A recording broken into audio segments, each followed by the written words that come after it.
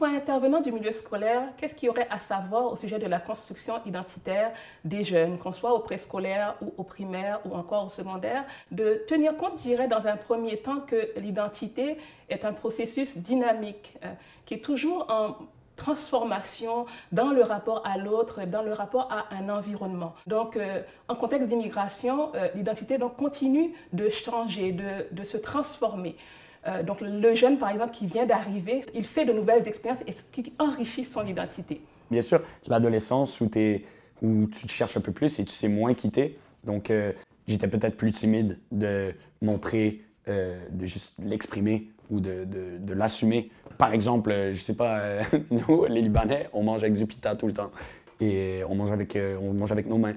Et clairement, je n'aurais pas fait ça devant n'importe qui à 14 ans. Mais maintenant, j'ai faim, je mange. Tout en disant que l'identité se transforme, l'identité a aussi besoin de permanence et de cohérence. Qu'est-ce que ça implique? C'est que l'individu a besoin aussi de repères fixes, sinon il vit une certaine insécurité. Et quand on parle de repères fixes, on peut penser à des valeurs morales, des valeurs sociales qui étaient importantes pour lui avant et qui continuent d'être importantes pour lui dans son nouveau contexte ou dans un autre milieu de vie. Les éléments qui m'ont vraiment aidé à trouver cette stabilité-là, je dirais l'élément principal, encore une fois, je le dois à mon cercle d'amis qui me ressemblent parce que ça m'a fait voir que je suis pas tout seul comme ça. En fait, on est plein au Québec à appartenir à plein de cultures. On a des moments, des fois, dans la vie où je me sens chez moi, là. Et s'accrocher à ces trucs-là et comprendre ces moments-là pour des personnes comme nous, pour éventuellement arriver à un peu construire une vie qui est justement, tu te sens chez toi partout, ben, c'est là la beauté d'avoir plusieurs cultures. Parfois, ce qu'on entend aussi des milieux scolaires ou de certains intervenants, c'est qu'il y en a qui disent qu'ils voudraient apprendre, connaître les différentes cultures pour pouvoir comprendre et mieux intervenir. Ce n'est pas nécessaire, ni possible non plus de connaître, de comprendre toutes les cultures. Ce qui est important, c'est d'avoir cette ouverture à l'autre, ce désir de comprendre la personne qui est devant nous et pas une culture en général. Parce que la personne qui est devant nous n'est pas le représentant d'une culture, il est ce qu'on appelle une porteuse de culture. Donc, il prend des éléments de sa culture. Donc, le danger en voulant dire si je comprends mieux la culture, je vais mieux comprendre l'individu, c'est de figer aussi la personne, d'essayer de comprendre à partir d'un cadre qui est fixe, alors que la personne se définit autrement que par uniquement sa culture. Je pense qu'une des choses qui peut aider les jeunes à se sentir valides dans leur identité, dans leur construction identitaire, c'est de valoriser les origines des jeunes, de leur offrir des modèles de représentation, de voir des gens autour d'eux. Ce qu'on lit à l'école, des fois, ça va être souvent des auteurs, des autrices blancs, de moins en moins, tant mieux. Mais je pense que d'offrir une représentativité dans ce que les jeunes vont apprendre, ça serait déjà un bon départ. Puis de ne pas les réduire non plus à leur identité culturelle sans la nier, parce que si on la nie, ben on nie une partie de leur identité puis de leur personne. Mais des fois, on n'a pas tout le temps envie d'être constamment ramené à ça. En fait, je pense que personne n'a envie d'être vu à travers le prisme d'une seule facette de leur identité en général, puis c'est la même chose pour les personnes issues de l'immigration. La culture, c'est un marqueur parmi d'autres. Et l'individu, c'est aussi une personne d'un milieu social donné, c'est un homme ou une femme, c'est quelqu'un avec un bagage d'expérience. C'est important de tenir compte de cet élément-là pour éviter les dérives de stigmatisation, tout ce qui peut conduire aux préjugés. Parce qu'à ce moment-là, on réduit la personne à des éléments culturels dans lesquels il ne se reconnaît pas forcément. Parce que les stratégies aussi changent. Les choix qu'un jeune fait au début de son secondaire, des choix identitaires, on parle, peuvent changer à la fin de son secondaire. Ils peuvent changer une fois qu'il est rendu au cégep, et ainsi de suite.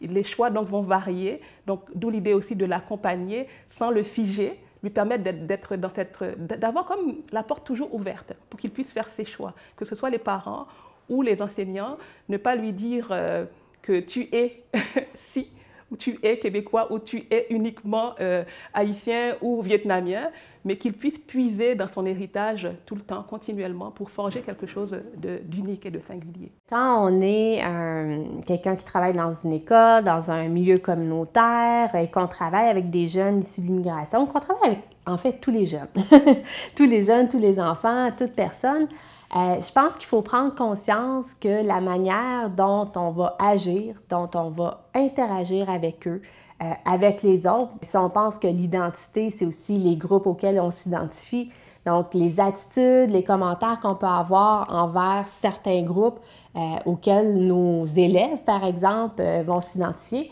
bien, tout ça va influencer comment ils vont construire leur identité. Dans le fond, c'est un concept qu'on appelle le reflet social. C'est comment on va refléter la personne qui est devant nous, qu'on va lui renvoyer le miroir de qui il est. Donc ça peut aider, bien sûr, à la construction identitaire, mais ça peut aussi nuire parce que si le reflet n'est pas conforme à ce que la personne même, l'enfant, l'adolescent considère qu'il est, bien, c'est sûr que ça peut créer des tensions qui peuvent être néfastes. Je pense que c'est vraiment le message le plus important que j'aurais envers les intervenants du milieu scolaire, de vraiment d'être conscient de ce qu'on dit et de ce qu'on fait.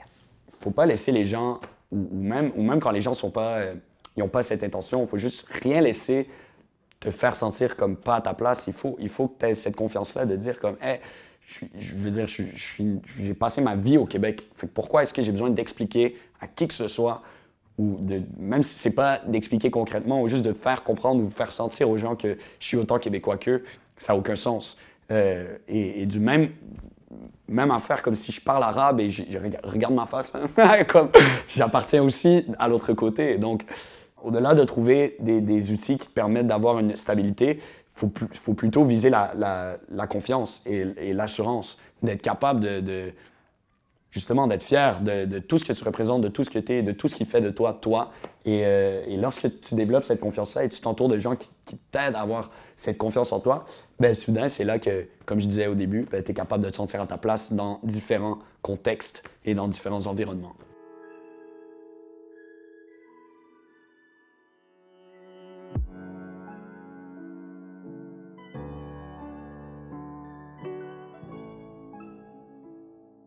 Comment on peut soutenir la construction identitaire des jeunes qui ont une identité biculturelle ou pluriculturelle?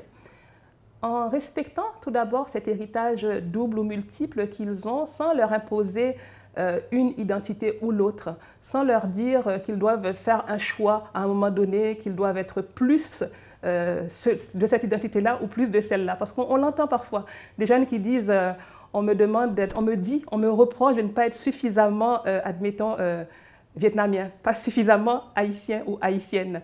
Donc, être capable de respecter le choix du jeune au moment où il le fait et de l'accompagner dans ce choix. Il y a des jeunes qui n'ont pas forcément le désir ou l'impulsion de penser à ces questionnements-là identitaires pour différentes raisons, simplement parce qu'ils sont complètement en paix avec cette multiplicité-là identitaire culturelle ou parce qu'ils ne sont pas là, en ce moment dans leur vie. Peut-être que ça va venir, peut-être que ça viendra jamais. Mais les jeunes ont le droit aussi de ne pas être constamment en train de se questionner sur leurs origines puis toutes les dynamiques qui viennent avec ça. Puis quand ils le font, par contre, de se questionner, je pense que c'est important de leur laisser l'espace d'être critiques par rapport à ces questionnements-là. Critiques envers eux-mêmes, envers leurs propres origines, mais aussi envers celles du pays d'accueil, qu'on y soit né ou qu'on a immigré ici. Je pense que c'est important de laisser l'espace aux jeunes d'être critiques, de se questionner, de remettre en question, puis de les accueillir dans ça, parce que c'est ce qui va faire qu'on va se sentir beaucoup plus en paix avec notre identité, nos origines. Laisser un espace de liberté aux jeunes d'exister comme ils ont envie, d'explorer leur personnalité, tout simplement.